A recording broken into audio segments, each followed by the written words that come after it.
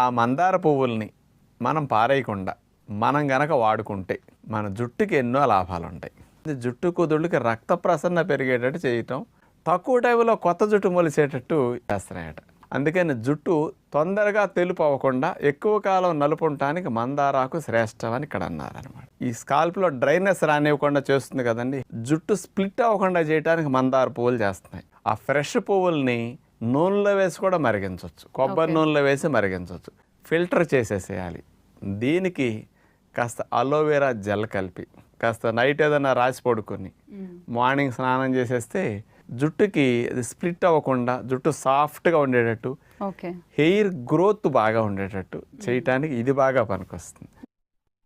అందుకని ఒకరోజు ఆకు పేస్ట్ పెట్టండి అమ్మ, ఒకరోజు ఆయిల్ ఇట్లా పువ్వులతో చేసింది అప్లై చేసి పడుకుంటే బాగుంటుంది. ప్రతిరోజు హెయిర్ ట్రీట్మెంట్కి ఇట్లాంటివి చేసుకుంటే బాగుంటుంది.